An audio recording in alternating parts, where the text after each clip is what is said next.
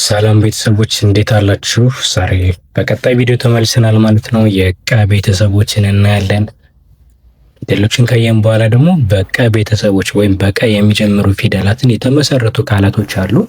እነሱን በቀላሉ ደጋግመን እያነበብን እንለማመዳለን ማለት ነው። ይህን ቪዲዮ ስታዩ ከእናንተ የሚጠበቀው ነገር እነዚህን ፊደሎች በወረቀት ላይ እየጻፋችሁ መለማመድ ማየት ብቻ በቂ አይደለም። ስለዚህ እየጻፋችሁ መለማመድ አለባችሁ ማለት ነው። ከዛም በተጨማሪ ደግሞ ያላችሁን እውቀት ለመጨመር ማንበብ መጻፍ ፍጥነት ለመጨመር አጋዥ ከፈለጋችሁ ቤታችሁ ቁጭ ብላችሁ ባላችሁበት አስተማሪ ያስፈልጋችኋል። ይህን ደግሞ እኛ ማድረግ እንችላለን። ከታች የሚታየውን ስልክ ቁጥሩን ሴቭ ታደርጉታላችሁ መጀመሪያ። በመቀጠል ደግሞ ኢሞ ላይ ወይ ዋትሳፕ ወይ ቴሌግራም ላይ ለእኛ ብትደውሉልን እዛ ላይ ቁጥራችን ስለሚወጣላችሁ ቁጥሩን ሴቭ ስታደርጉት ቀጥታ እኛን በማግኘት ኦንላይን መማር ትችላላችሁ ከኛ ጋር ማለት ነው። በየቀኑ እኛ እናስተምራለን። በግል በቡድንና በጣም ብዙ ሰው የሌለበት ብቻችሁን አስተማሪ ተመድቦላችሁ በደንብ ትማራላችሁ ማለት ነው። በአጭር ጊዜ ማንበብ መጻፍ ከኛ ጋር ትችላላችሁ። አሁን ወደ ትምህርቱ እንሄዳለን። እሺ የመጀመሪያው ፊደል አሁን እነዚህ የቀ ቤቶች ናቸው። ቀ፣ ቁ፣ ቂ፣ ቃ፣ ቄ፣ ቅ፣ ኮ።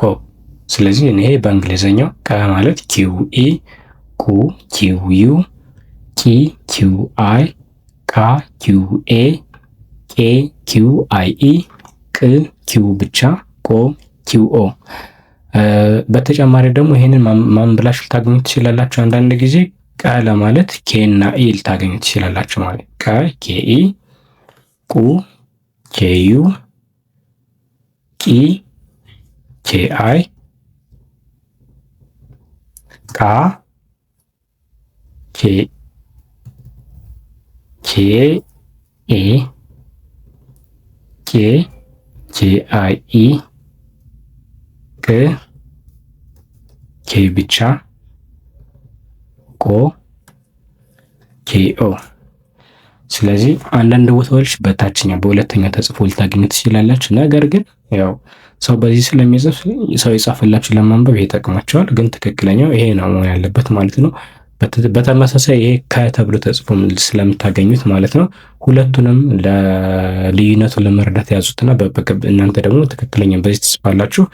ያው እንግዲህ ያልተማሩት እስኪማሩ እናንተ ቆማችሁ መጠበቅ የለባችሁም፣ ማወቅ አለባችሁ ማለት ነው። ለዛ ነው። እሺ አሁን የተመሰረቱ ቃላትን እናያለን። አሁን በደንብ ተከታተሉኝ። እነዚህ ደግሞ እያንዳንዱን ሳነብላችሁ ወረቀትና እስክሪብቶ ይዛችሁ መጻፍ አትርሱ ማለት ነው። አእምሮና እጅ አንድ ላይ ሲሰራ ነው ሁሉም ነገር የሚስተካከለው እና የምናውቀው እውቀት ራሱ ዘላቂ የሚሆነው ለዛ ነው። የመጀመሪያዋ ቀ ነች። ለ አያችሁ፣ ቀ ለ ቀለለ ብለን አነባለን። ቀለለ። እሺ ይሄኛው ቀ ለ መ። እስኪ እንድገመው። ቀ ለ መ ቀለመ ብለን አነባለን። ቀለመ። እሺ ይሄ ደግሞ ቀ ለ ም። እንድገመው። ቀ ለ ም ቀለም ማለት ነው። እሺ ቀ ለ ሰ አይደለም፣ ይሄ ስ ነው። ስ አንቺ አናቷ ላይ ወደ ግራ በኩል ቀልበስ ያለች ከሆነች ስ ነች። ሰ ለመባል ቀጥ ማለት አለበት። አሁን ለምሳሌ ችኛቱን ሳይዋት እዚህ ጋር እቺ ቀጥ ያለች ችኛቱ ግን ስድስተኛ ፊደሏ ስትሆን ወደ ጎን ቀልበስ ያለች ነች ማለት ነው። እሺ ቀ ለ ስ ተ ኛ ቀለስተኛ ይሆናል። ቀ ለ በ ቀለበ። ቀ ለ በ ሰ ቀለበሰ። ቀ ለ በ ት ቀለበት። እሺ ይሄ ፊደል ማን ነው? ቁ ነው። ቁ በቁ የተመሰረቱ ቃላቶች ነው ደግሞ እናያለን። ቁም። እዚህ ጋር ክፍት ቦታ ወይም ስፔስ አለ ማለት ይሄ ብቻውን ነው የሚነበበው። ይሄ እንደ አንድ ቃል ብቻውን ነው የሚነበበው ማለት ነው። ስለዚህ ቁም፣ ከዛ ነገ፣ ር ቁም ነገር ቁም ነገር ቁም ቁም እሺ ጸሐፊ ቁም ጸሐፊ ቁም ጸሐፊ እሺ ይሄ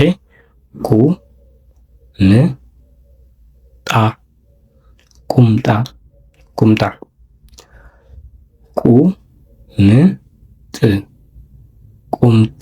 ቁምጥና አለች ቁምጥና ቁምጥ ብላችሁ አንብቡት እና ትጥፋ ቁምጥ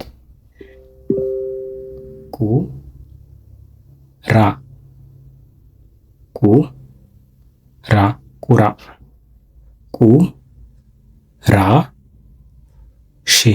ቁራሽ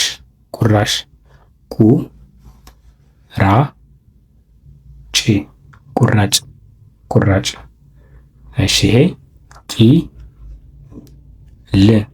ቂል በሶስተኛ ፊደል ቄ ማለት ነው ቂል እሺ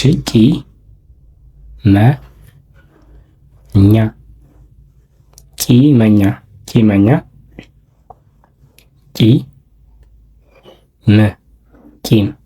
ቂም እሺ ይሄ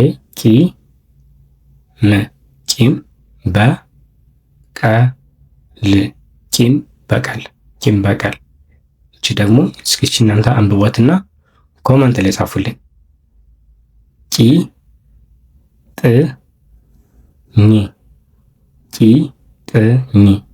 ቂጥኝ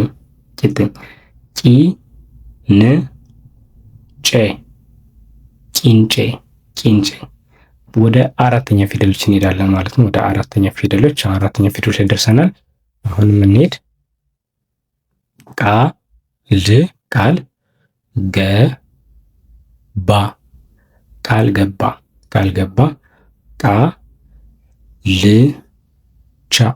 ቃልቻ ቃመ ቃረመ ቃሪያ ቃሪያ ቃሬዛ ቃር ይህን ይመስላል። በቄ ፊደሎች ቄራ ቄስ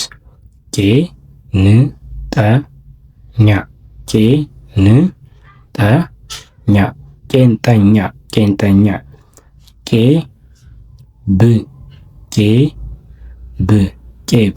ቄብ ስድስተኛ ፊደል ደርሰናል። ስድስተኛ ፊደል ቅ ከዛ ቅል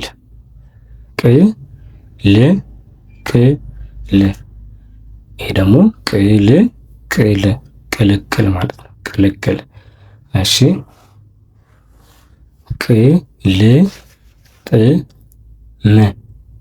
ቅልጥም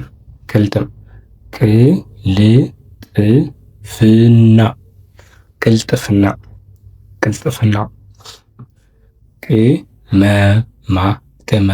ቅመማ እሺ ቅመም እሺ ይሄ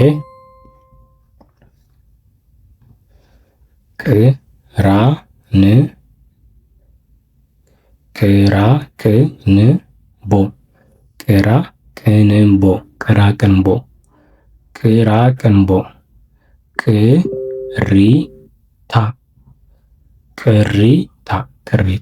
ቅሪታ ሰባተኛ ፊደሎች ላይ ደርሰናል። ቆለለ እሺ ቆለህ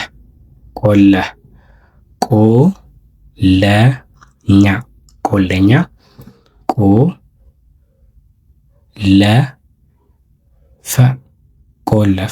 ቆለፈ እሺ ይሄ ከዛ ላ ነች ቆላ እሺ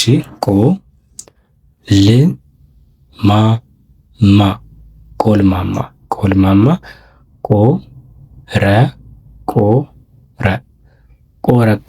ቆረቆረ ይህንን ይመስላል እንግዲህ በቀ ቤተሰቦች የመሰረትናቸው ቃሎች። ቀሩ የምትሏቸው ወይም ከዚህ ውስጥ የሌሉ በቀ በጣም በጣም ብዙ ፊደሎች አሉ። ይህን ደግሞ እናንተ ኮመንት ላይ ከእናንተ እንድታደርጉልን እንፈልጋለን። ብዙ አሁን በቄ ራሱ እኔ ስንትን ያገኘሁት እኔ 4 ነው የጻፍኩት። እነዚህ 4ቶች ማለት ነው በቄ ቤተሰቦች 4ቶችን ብቻ የሰራሁት። እናንተ ደግሞ ጨመር አድርጋችሁ እስኪ ኮመንት ላይ ያላችሁን በቀ የሚጀምሩ ቃላቶችን ጻፉልኝ። እኔ ለእያንዳንዱ እየገባው መልስ እሰጣለሁ። መማር የምትፈልጉ በተጨማሪ ስልኬ እምቢ ካላችሁ ኮመንት ላይ 1 ቁጥር ጻፉልኝ፣ እኔ እጽፍላችኋለሁ ስልኬን እንደገና ማለት ነው። ስለዚህ ስለተከታተላችሁ እናመሰግናለሁ። ይሄ ቪዲዮ ሌላ ሰው እንዲማርበት ምን ማድረግ አለባችሁ? እናንተ ሼር ማድረግ ይኖርባችኋል ማለት ነው።